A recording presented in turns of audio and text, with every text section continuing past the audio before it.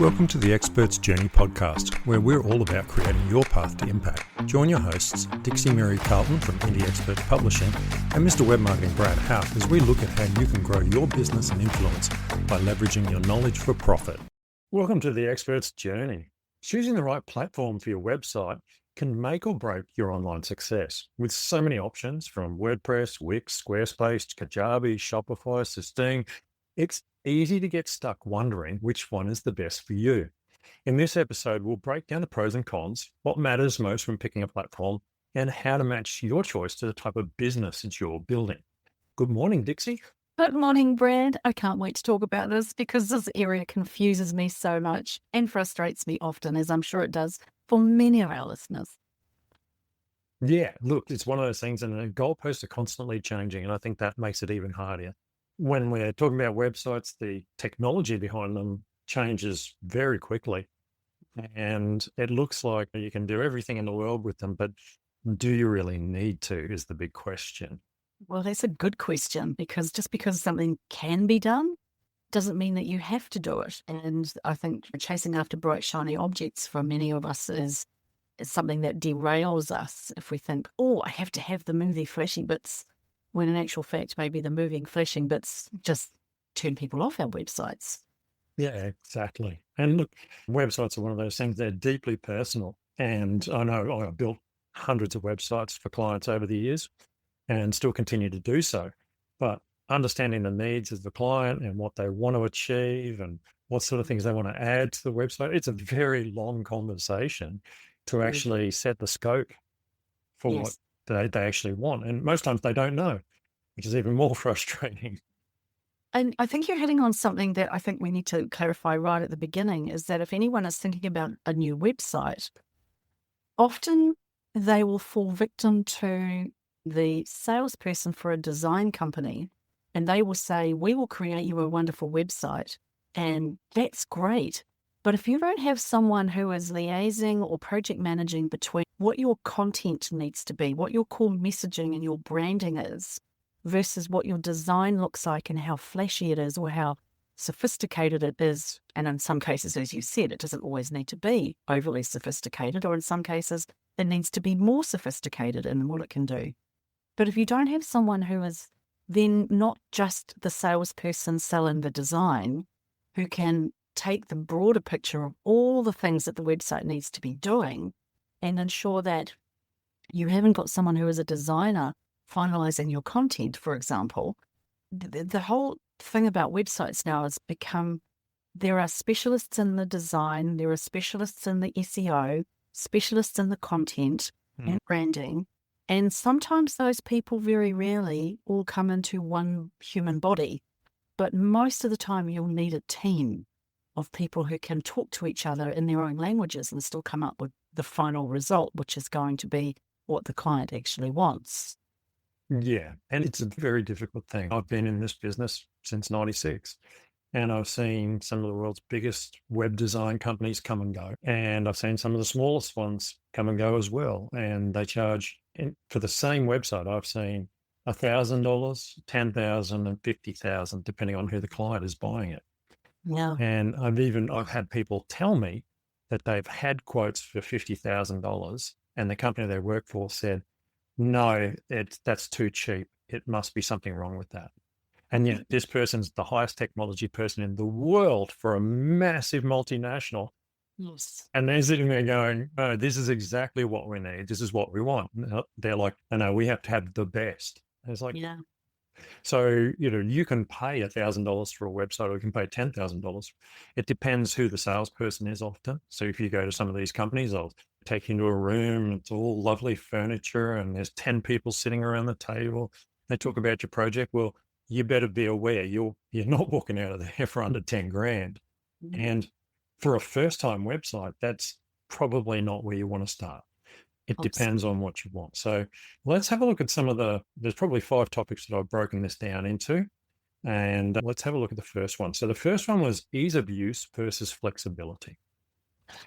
Before we just go there, though, you just said something about if this is a first-time website. Do you really think that many people these days that are working in the space that we're in, or people that are listening to this, are likely to be contemplating a first-time website?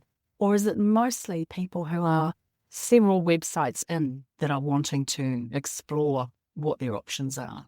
Well, it's a mixture. You got a lot of new people come into the industry, whether it be speaking or authoring. So more often than not, they may have been working for a business and are an expert and are going out on their own or releasing their first book or starting speaking. So often it is their first website, in my experience, funnily enough. Yep. Obviously, there's people who've been in the industry a while, but it's amazing how many people are getting a new website. And even people have had one before, realistically. It's a big deal. This is the face of your company. Yes. Great. Oh, wow. So let's have a look at our first one. So flexibility versus ease of use. So when we talk about websites, it's all very well to get it designed. Okay, so you go to a designer, they design the website, the developers build the website, they launch it, and then it's up to you what you do with that. Either you pay ongoing fees to them or you have someone in-house who manages it or whatever. But in the end, it'll actually come down to how flexible the platform is and how easy it is to edit, whether you like your website or not. And I think you have to like your website. Otherwise, you'll just get frustrated and then you'll move on to investing in another one far sooner than what you had anticipated. Yeah, there's nothing more frustrating than when you go to your website and you go, I just want to add an article. And the website designers used a drag and drop program, and you can't just type an article and press post. So an example of that might be like WordPress, where you go and you create a new post and you just put the title in, you put your text in, you put your pictures in, you press go, and it's all live and it's lovely. On the other hand, if you want to create a page, you've got to drag and drop elements and do all sorts of stuff. And to be honest, it's beyond the capabilities of at least 95% of the people that I come across. And that's can be really frustrating for people. So you need to actually look at the platform that people are suggesting. It doesn't matter what it is. It doesn't matter whether it's WordPress or Kajabi or whatever. You need to actually sit down, log in, get a free account, which you can get for almost every one of these sort of systems, and actually try and create a page. Maybe watch a YouTube video and then try and create something, because it all sounds very interesting and all sounds very cool when people demonstrate it to you. But chances are you'll be given your website and you'll be left on your own. Yes. And that's a challenging space to finding yourself in if you don't have those skills. Yeah, because there's no money in looking after people. Yeah. The money is in launching websites. So what do you recommend as being an easy option for someone who is relatively non-tech savvy as a starting point? Like, is there a specific program that you think is better than some of the others to start working with? Look, I've got to be honest, I'd say no. I really think things have got way too complicated over the last 10 years. So even WordPress, which started out as a very easy platform to use, and one of the reasons I loved it is indexed well from an SEO perspective, and it was easy to add a page and add a post. Now with all these builders like Divi and Elementor and all this, they've actually complicated it greatly. Now, luckily, WordPress has kind of come back out with their own drag and drop editor, and that's probably pulling it back a bit. But yeah, almost every platform has quite a severe learning curve. Well, Some are much worse than others, but I don't think there's any easy platform anymore if you want control. so do you therefore think that if you're going to have a new website, that you either have to do a deep dive into learning about some aspects of this yourself, and that should be a part of what you're paying for is the training? Or do you need to specifically engage someone to work on your team who will manage it? Well, obviously that's going to come down to budget, but I think it's worth learning how to do the things that you need to do. So for example, if it is add an article, learn how to do that, find a YouTube post, but make sure that you're looking at a platform that has good help files. So YouTube obviously is a great place to go for help files these days, but often the platforms themselves have help files too. Some are much better than others. Even ones that have been around a long time, it can be quite difficult to find an answer. So if you're willing to Google things, you can work out how to do it. But my suggestion is that you work out a list of things that you're going to want to fiddle with, and then go to the developer and say, as part of this, I would like someone to teach me these things. Wow. And then we kind of apply just-in-time learning. As you need to learn to do a bit more, you go and watch a video or get a lesson from someone. One of the things that I have found really helpful over the years is having got a WordPress site years ago, like 15 years or more. I've lost track of time of that. But over the years, I've always had a WordPress site. And for many of those years, I've had a Divi theme. So instead of having to get a new website every time I want to update something, all we've done is just upgraded the theme or changed the look or modified the design and then updated the content. And because I started out early with this, and I'm smarter than the average bear, which does help, I have been able to grow my own knowledge base within that one program. And that has been a good thing to have done. And in hindsight, I would do that again and recommend to anyone that if they're going to have a long-term view, don't throw the baby out with the bathwater every time you want to change something. Grow and develop and evolve with the program or the platform that you particularly are already happy with or like and are comfortable with, because those programs will hopefully also continue to grow. And that saves a lot of time and anxiety around those small changes that you want to make. But what I am also finding is that even Divi, for example, has become a lot more sophisticated over the years. So I have the wonderful Amy and yourself, of course, if I get stuck with something that I can't do or is above my pay grade. But essentially, there is still a lot of sticking to my knitting, staying in my lane with what I can and can't do, and then knowing when to bring in the experts and how to bring in what else needs to be done.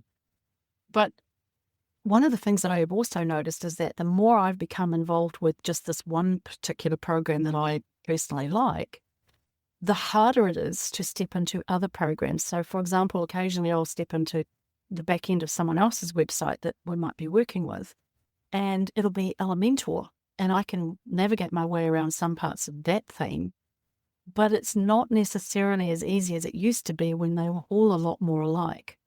So again, you have to make some decisions early about what you do like and not necessarily deviate too far from those things and have a long-term view. It's really hard because most people, they go to a different designer when they get the next website done, and that different designer uses a different platform or a different plugin for WordPress, for example. So they don't use Divi, they use Elementor or whatever. In which case they're like, well, it's just like Divi. And you're like, well, yes, it is, but it's not. And so it's all very well to say, yes, I can learn a new platform, but is that what you do? So I truly believe that if you choose a platform that you like, so, for example, I've worked in WordPress a very long time. I've now moved my content over to Sustain because I wanted a bigger platform with more options available to me. But it's not perfect. I've had to actually add a WordPress site in for the blogging side of my website because I wanted to automate it and I couldn't automate it on Sustain. Sometimes you've got to go around things as well, but I have the ability to do that and most people wouldn't. So yes, it's a case of sticking to one. You made a wise choice by sticking to Divi. And you were lucky they stayed a good company, right? Because we've all jumped on plugins that have died. And I had quite a few clients on one plugin and that plugin just petered out after 10 years, which sounds like a long time, but it isn't. So yeah, choosing the platform is all about looking at the potential of the platform, what it is you're trying to do, what you're willing to do yourself, and whether there's experts available to you that you can rely on. You can say, look, I'll pay you for a couple of hours work. Can you fix this for me? Which is something I'll often do for people. And I'm happy to go in there and nut around because I am used to being in different platforms. So for me, it's not so much of a hassle, but for yourself, it's definitely a case of understanding what it is that you're capable of. Yes. So number 2, cost and ongoing fees. Now this one's a killer because this is one I argue with myself about a lot of times, is that a lot of platforms, like if you go to say Kajabi, it might be $197 a month. Now that doesn't sound like much if you're making $100,000 a year from your website. But if you're starting out and you're not making much, 197 US dollars converted into Australian is a lot of money. And so you've got to kind of work out, do I really need this? Is this something I can plug in later? Because you've got to keep paying or your website will die. You have no choice. If it's $197 a month, then you're up for however many dollars that is, $2,400 a year, whether you like it or not. And if you stop paying, your website will die. It's not like you can just pick it up and move it. So if you're using, say, Kajabi or Sistine, it's not like WordPress. WordPress you can download and put it on new hosting that is WordPress as well. So there's a bit to consider there. Some people like more control over the website. Like, I don't like that host, I want to move. And I've had clients say that to me. So WordPress for them is probably ideal. But for other people, it's not so important. So working out what the ongoing fees is really important to your business. Well, one of the things that has come up over the years for me, and that you and I have talked about frequently in the past, is whether you have something like, for example, WordPress. With WordPress, what I do is I have a plugin that connects my MailChimp to WordPress. And if there are other things that I want to plug in and add to, then I have them as separate. A lot of people argue that going to something like Kajabi is where you have everything all in one, like your automated system, your database, your mail out system, your website, everything is all in one. And that you therefore don't have to pay all those extra costs of all of the plugins. Me personally, I prefer to have that flexibility of not having everything all in one, even though it's probably costing me about the same because MailChimp is getting a little more expensive. Essentially, you can still have the free version of some of these programs and test around and feel what you like. So I've talked to people over the years who have said, well, I've got everything on Kajabi, for example, and I love all of this, but I preferred to use MailChimp because that was an easier way of doing my mailing out, and I haven't kept up with the technology there. So sometimes you want that flexibility of having the different programs. Yeah, I agree with you. And that is one of the beauties of WordPress, for example, is you can plug it into anything and you can choose to connect it with whatever you want. But the other side to that is it's completely insecure most of the time because the plugins go out of date. And so every day you're updating the plugins, and that causes other problems because then the plugins play up with the system and you have massive websites crash, like I have sometimes with clients. And it can be 6 months till the plugins fix themselves, like the companies that run the plugins fix themselves. So that website can actually be frozen, insecure for up to 6 months. So all your data is sitting out there in a way for anyone who actually finds it to be able to get into it. And so having everything in a single platform, even though you pay more, at least it is within the secure platform and the programmers who are writing it within their own secure area. So there's more chance that if there is a problem from a security perspective, which is a big thing these days, security is a massive issue. When they fix it for this guy, it fixes it for everybody because you all get the same update, and it won't break your site because you're using something that is all tied together. Yeah. And so because of that, it's well worth sometimes going to those platforms because of that. Again, two sides, flexibility versus controlled, but, there's all of those things. So it is it's frustrating. And there is no correct answer. I will say this to everybody who's listening. There's no correct answer. You need to find what works for yourself. But these are things that I think just got to consider how much you're prepared to pay. And remember, you could be paying it for 20 years. You're going to get the value out of what you're paying per month, or you better going with a cheaper option for now and then looking to upgrade down the track. And then, of course, the other thing is the cost to change. You might think, oh, we're paying for the same thing for 20 years. That's going to be a lot. But 15 years into something, and then suddenly the price doubles, or not even necessarily doubles, but takes a big hike. And then you're suddenly faced with, but if I change, there's all of this additional cost. Therefore, I'm stuck in this option. So you have to think long term. And that's a tough one because then you start going around in circles in your head.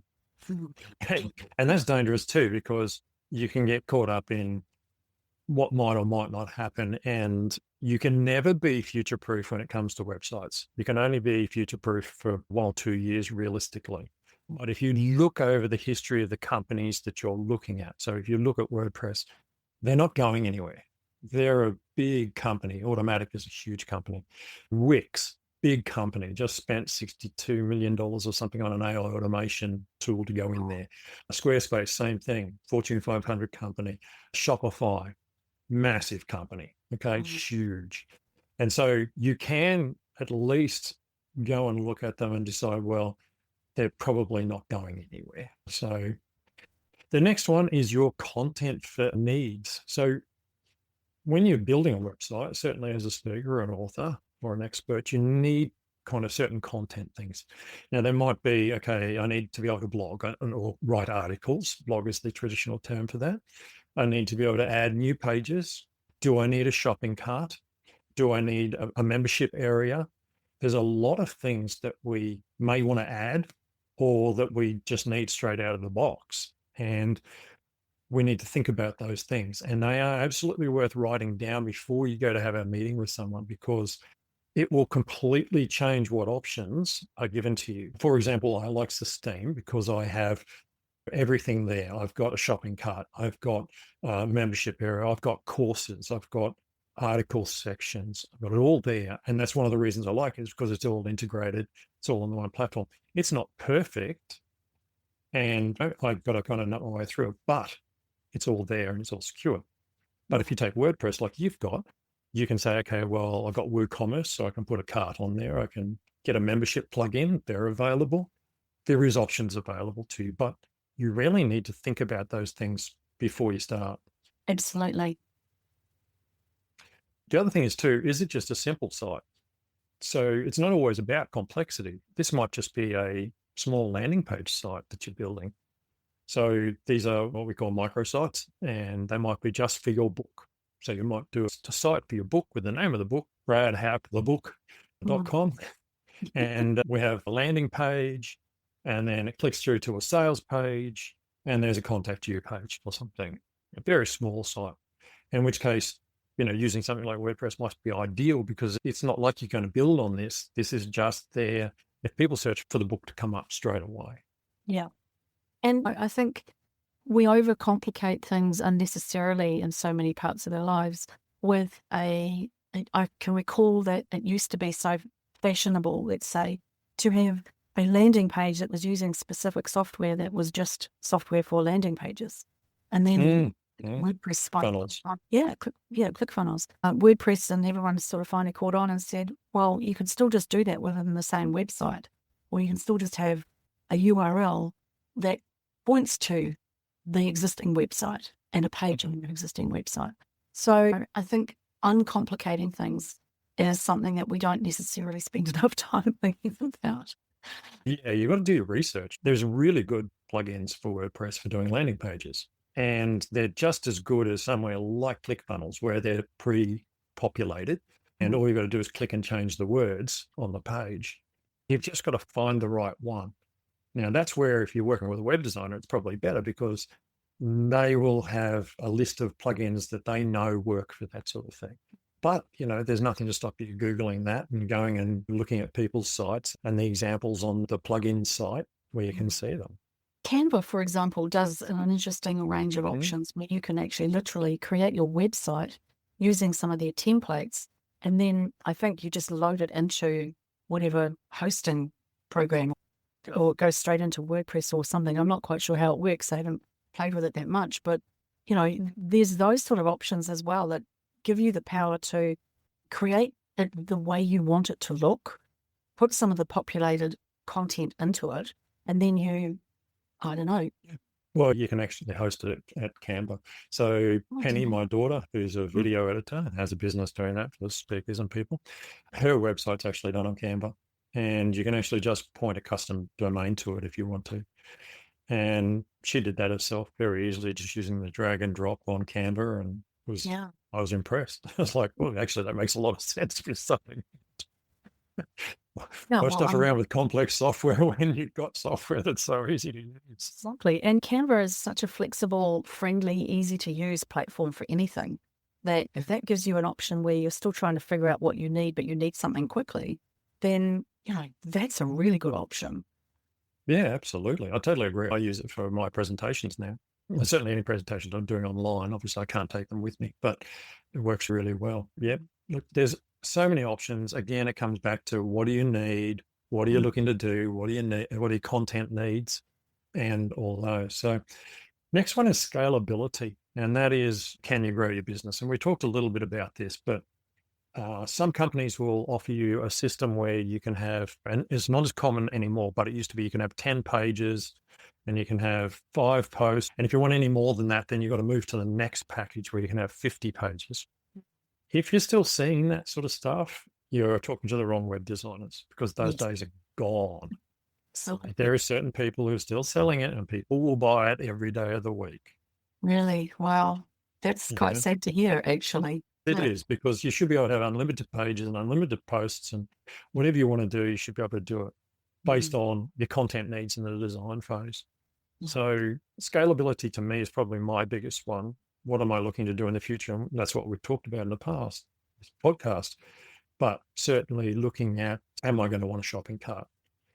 Am I going to want to be able to put articles up? All those things. I think this comes down to my favorite subject of planning ahead. And as part of your When you're business. planning, why do you plan things? We just live by the seat of our pants. Well, yes, I know, but then that's such a fun thing to do if you're a happy risk taker. But generally with our businesses, we should be doing planning, we should be doing forecasting, we should be doing things like, what does my business look like in 5 years if I do this? How do I then break that down to what it's going to look like in 3 years, 2 years, 1 year? And website updates and marketing updates should be part of your overall regular planning. So, where are you going? How are you going to get there?